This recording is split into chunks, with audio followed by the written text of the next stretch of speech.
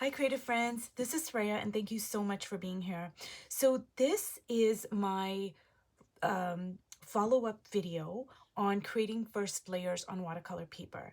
I asked you guys if there was any interest for me to do a part 2, and thank you so much for your feedback. I asked the question because I genuinely don't know if there is any interest. So I really appreciate you guys taking the time to leave a comment for me and let me know. Now, this has completely dried, and I'm really loving a lot of what I'm seeing on the page. Like, I just want to bring this closer here and see when I apply the thick application of paints, it really contrasts so beautifully with the washes of acrylic paints and inks, and it really makes it like three-dimensional. It really pops it out. And so if you can, I'm not sure if the camera can pick that up, but it's really popping off the page. Like all over here, it's popping off the page. And because these are very watered down washes that have sunk into the paper, it really makes a great, interesting comparison.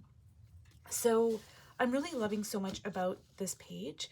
And because there's so much white on the page, this is still my first/second layers. So the first thing I want to do is I have this gorgeous paper. It's handmade mulberry black ink paper from Dick Blick, and I will leave all the products that I'm using in the description below. But I think this is a great paper because A, it's neutral. It's got a really graphic pattern, but it still doesn't have any color that's going to distract from the color palette already on the paper. And the second reason I love it is because it is see-through. So once I put it down, you can still see the underlayers, you know, are going to show through, and I love that. So what I'm going to do is just cut some pieces here. And okay, I'm just gonna try to see where I can place it on the page.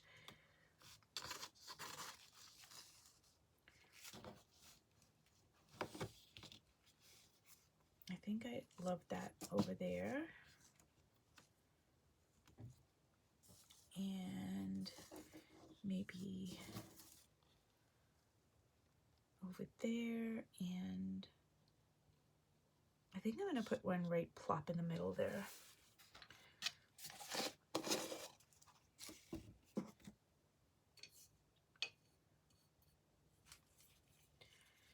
So you guys, in my last video, I had a comment asking me what specific colors and brands I use, and I will make a separate video on that.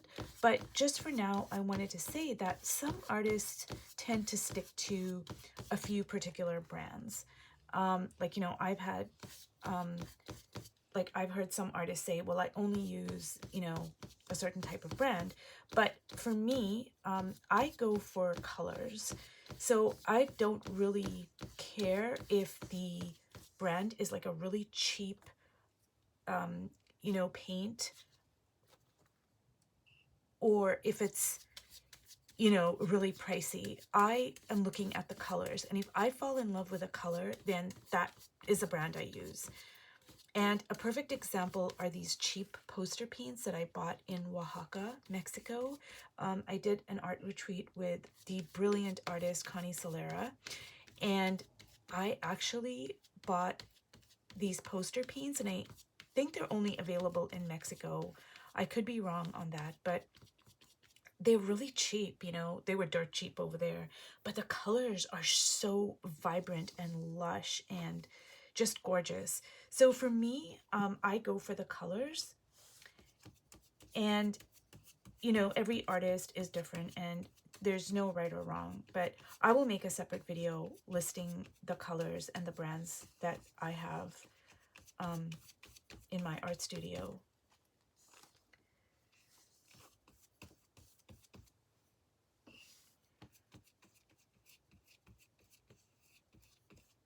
So if you can see, I'm not sure if the camera is going to pick it up, but because this paper is transparent, I can see the underlayer of it, and I really love that.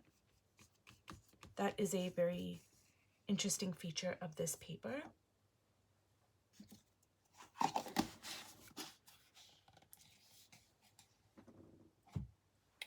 So now I'm gonna figure out like what colors I want to use, and I am really loving so much about this page, but I'm not happy with the color palette because it's just a bit, I don't know, it's just a bit like disjointed to me. So I'm gonna stick with some dominant colors, and I think what I'm gonna go with is this color right here, which is kind of a purpley pink. And this is like one of the cheap paints I was talking about that I purchased in Oaxaca. And I just really absolutely love this color. It's just a gorgeous fuchsia. And I think I'm gonna kind of go with that and a lime green, because I really love the combination of the two, this lime green with this kind of like fuchsia. It just kind of zings. So I'm gonna try to see what happens when I do that. And also the blue, I love the blue too. So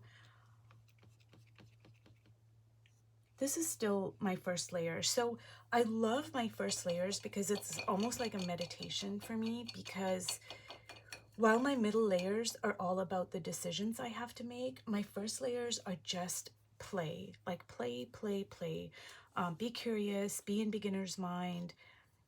There's no stress, there's no like, oh, what am I going to keep? What am I going to cover up, etc., etc.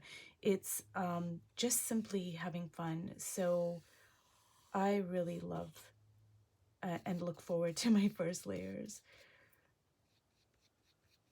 So I'm really loving that pop of green. It's really changing the whole direction of the page, I feel.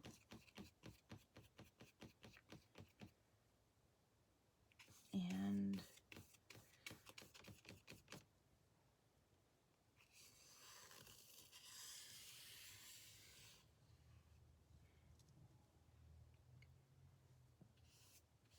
another thing I like to do is to just put a really transparent wash over like a more opaque mark, and then you get this really beautiful pattern happening. Like I put this wash over the blue marks I made here, and I just love that kind of effect. So I'm really loving that green. It just really brightened things up in a way I wasn't expecting. Like I knew it was going to change things, but I didn't know it would make such a huge difference. I'm really loving that.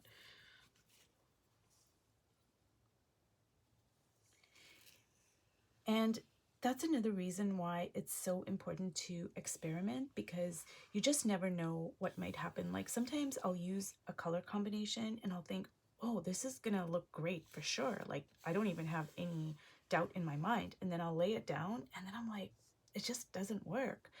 So, you know, it's important to try out new things, because sometimes you might use a color combination that you think, you know, I don't know, that may or may not work. And then you lay it down and you're like, oh my goodness, like this makes a huge difference.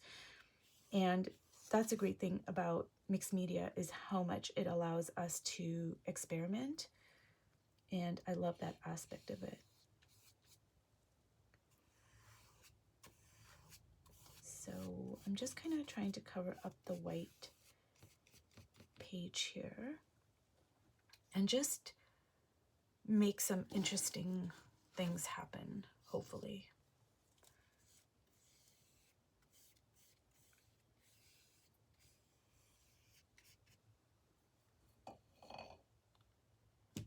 So now I think I'm gonna bring in some orange, maybe. And I'm not gonna put a lot of the orange because right now I really like the, you know, normally I go for really hot colors, but this page is dominated by blues and greens, and I'm actually really loving it. Like, I'm just gonna keep my hot colors to a minimum, which is unusual for me, but I'm really liking the way this is turning out with all the blue greens here. So I'm just gonna use a little bit of the orange.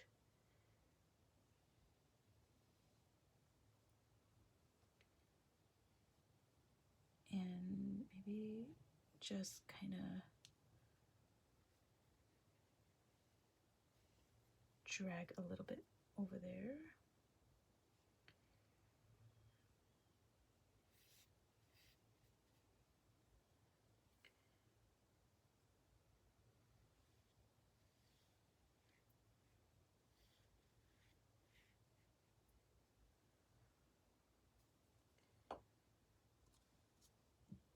So I feel as if the whole page kind of changed in this layer with me bringing in all the blues and the greens. I just feel like the whole tone of it changed, and I'm really quite surprised in a good way by it. So I want to add some of this opaque gold paint, but I should probably wait for it to dry completely, but I'm just going to add it. I can always add a second layer.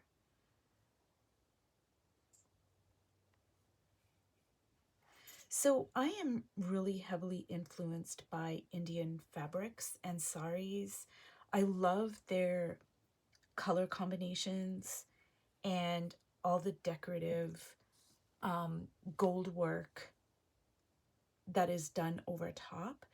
And that is a source of inspiration for me. And then I also love neutrals and grays.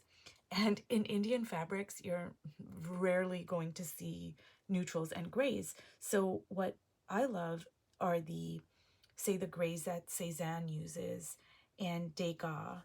And I have my favorite artists that just use neutrals in such a genius way. And I kind of combine those two aspects of things that I love. So I kind of gravitate towards the neutrals of European painters with the Indian fabrics, like all their like jewel-like colors. And when you're building up your visual language, it's a good thing to just pay attention to different things that you love, and then combine them in a way that's unique to you. So I think that's something that I just kind of did almost, I didn't plan it, but like I know what I'm drawn to, I know what I love. And when I pay attention to that and write about it and keep a journal, like a color journal, an art studio journal, etc., I discover these things about myself, and I can say, oh, you know, I love this, I'm attracted to this, I'm drawn to this, and I also love this. So, you know, can I combine these two things in a way that, you know, is a reflection of my aesthetic, my language? And I think that really helps me a lot when it comes to colors and, you know, just different elements of storytelling. Then I can combine them in a way that makes sense to me. So I'm really loving a lot of what's going on in this page. And I know there's some white over here and over there and maybe over here, and I'm just going to leave that alone for right now. I don't think I'm going to do anything right now. Oh, you know what? I might add some marks because I think this needs some marks over here. And because I'm using my Stabilo, I can dip it right into the wet paint right here. So I think it needs a little bit of marks here just to kind of rough it up a bit.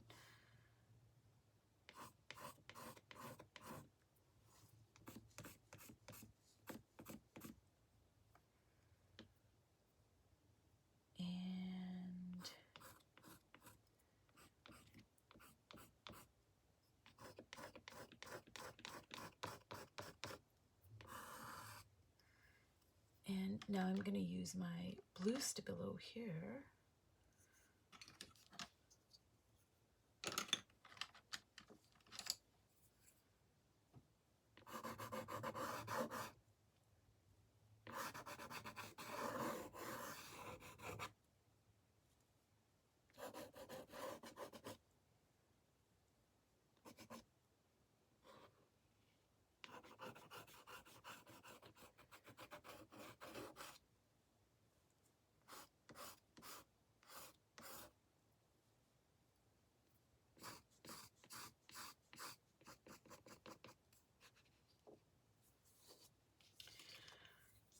Okay, so this is the end of this video, and I am going to make a part 3 because now I'm very emotionally invested in this piece.